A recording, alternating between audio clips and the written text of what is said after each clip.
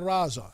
Let's bring in our panel for this friendly discussion. From Newsmax, New York, we welcome back Liz Peek, columnist for the Fiscal Times, and Skyping in from Washington, D.C., it's smiling Ben Wikler, who is the Washington director for MoveOn.org. Ben, you first. Is this just creative use of social media to get out the vote? Well, JD, thanks for having me on, Liz. It's great to be on with you. I think it's important to spread the word about factual information about voting laws right now because it's a very confusing picture. So many states have passed voter ID laws that have been struck down as unconstitutional and discriminatory by the courts. So in a situation like that, you've got to get the real information out. The thing is that Republicans and state legislatures passing these laws, if they're really concerned about voter fraud, they're chasing a phantom. There have only been 31 cases of voter impersonation in the last decade and a half. That's less than 1/10 the number of Sasquatch sightings.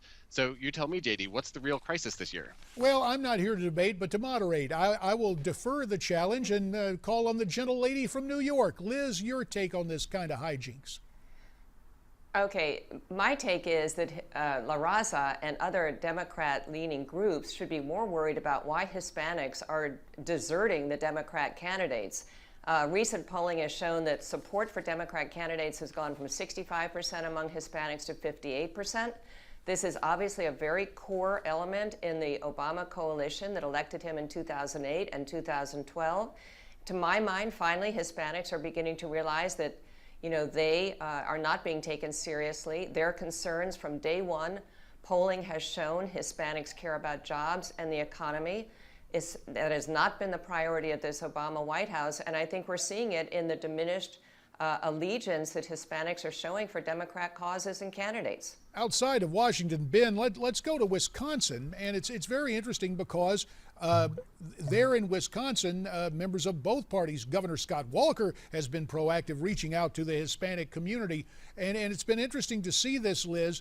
As we've seen in the latest poll, Scott Walker is now up by 7 points over Democrat challenger Mary Burke. Liz, I'll go to you first. Why the abrupt turnaround? They'd been neck and neck. Was it the visit of President Obama to Milwaukee earlier this week? Well, that would be a pretty terrible signal for Democrats.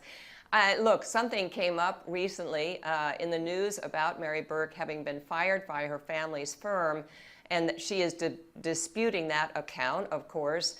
But I think it kind of comes down to this. Wisconsin voters have shown they want good governance. They want good management. Scott Walker has halved the budget deficit in that state.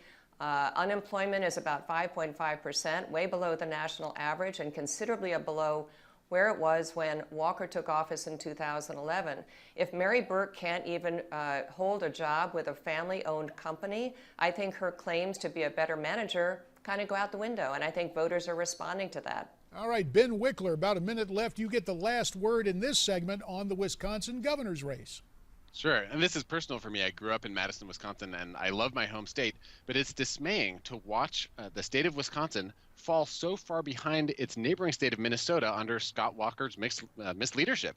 If you look at economic indicators, pretty much across the board, Minnesota, where there's been a Democratic governor, has been surging ahead, and Wisconsin, which has an incredibly productive workforce, a tremendous amount of state and civic pride, has been falling behind because of the kind of divisive and, frankly, unsuccessful governorship that Scott Walker has led. And I think that's why the previous poll showed Mary Burke 2 points ahead. These polls are all over the map. This is a nail-biter, and we won't know what's happened until I hope the morning after the election. So you're calling that poll from the Marquette Law School an outlier. You don't put any stock in it. Well, I think we won't know until we see some more polling, or really until we see the vote totals, what the outlier was and what represents the real trend. But I'll tell you this, it all comes down to turnout.